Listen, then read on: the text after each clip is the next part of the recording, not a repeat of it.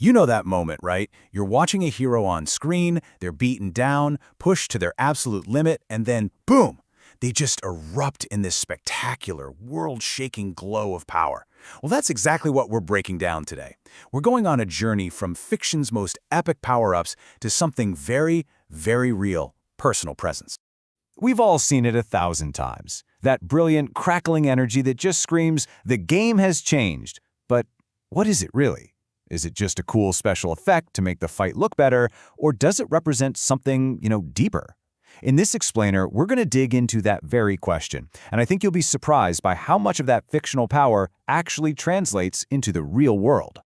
All right, first up, let's take a trip down memory lane. We're going to revisit some of the most unforgettable power-up moments in pop culture. I'm talking about the scenes that basically defined entire genres and set the gold standard for what it means to see a hero truly awaken. What's so cool here is how the reason for the power-up directly shapes what it looks like. For Son Goku, it's pure, unadulterated rage that ignites that classic fiery Super Saiyan form.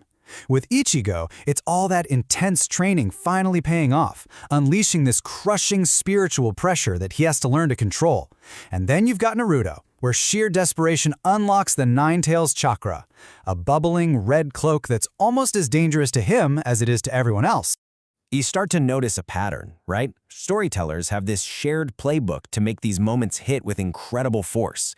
The aura's debut is never subtle. It's a monumental event. The world itself reacts, the ground cracks, rocks start floating. The hero physically changes, and the sound design totally shifts, either with a brand new theme song or complete dramatic silence. It's a formula, and it's a powerful one that tells us without a single word that the rules of the game have just been rewritten.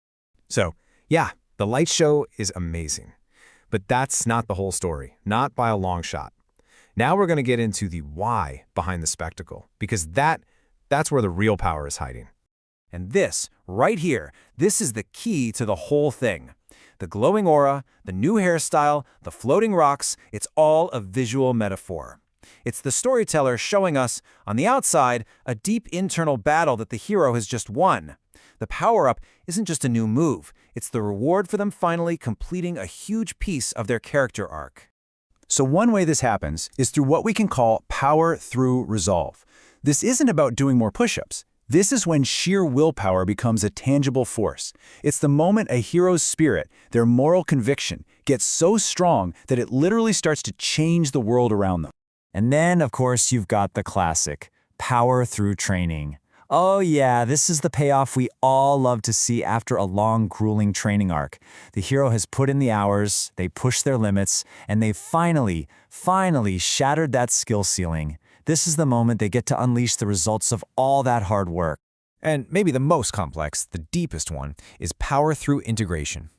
This happens when the hero has to face something dark inside themselves, a power they're afraid of, an inner demon, you name it. The victory isn't over some bad guy, it's over themselves. By accepting that feared part of who they are, they turn what they thought was a curse into their absolute greatest strength.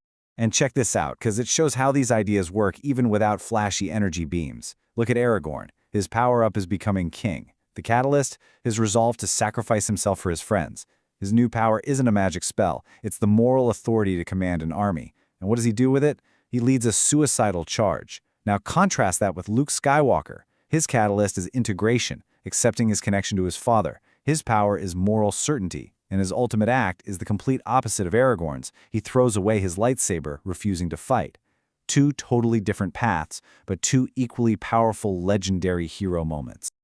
Okay, so here's where we make the leap from fiction to our own lives. How does this spectacular on-screen idea of an aura actually translate into something tangible, something we can see and feel in people every single day? In the real world, an aura isn't some visible light, but believe me, it is just as powerful.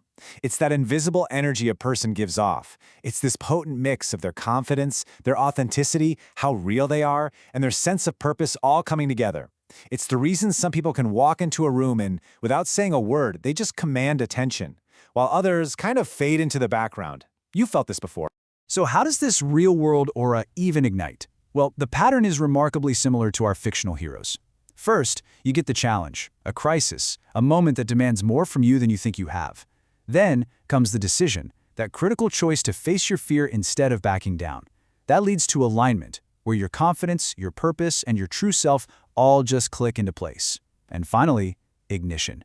Your presence manifests. You stop trying to be something and you just are, and everyone around you can feel that shift. And here's the best part. This isn't some mystical gift you're either born with or you're not. It is absolutely a skill. So let's get practical. Think of this next part as your own personal training arc for developing a powerful, authentic presence. The goal here is a total transformation. It's about going from feeling invisible, like you're just part of the scenery, to becoming irresistible. And I mean that in the best possible way. It's not just about getting noticed. It's about having a presence that naturally draws positive attention and actually inspires the people around you. So how do we actually do this? Well, here's some real practical steps. It starts with things like a daily gratitude practice, which literally rewires your brain to focus on positive energy. It's about building authentic self-confidence by actually mastering skills, not just faking it till you make it. It means being an active listener, making other people feel truly heard. It's about maintaining unwavering respect for others and for yourself, and using tools like meditation to build a calm, centered core. Look, these aren't quick fixes. They are habits that build a genuine, powerful presence over time. So, why does any of this matter? Why should we put in the work to cultivate this presence? Because its true impact goes way, way beyond just personal gain or being the center of attention. A powerful, authentic aura, it's a trust builder. It creates this feeling of psychological safety that allows for really deep, meaningful connections with people. It's also an action catalyst. Your presence can actually give other people the courage to take on their own challenges. And finally, it's a legacy creator.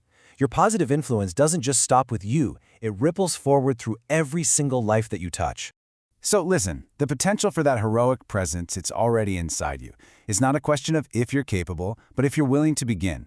The journey starts with just one single, authentic step. The only question left is what's yours going to be.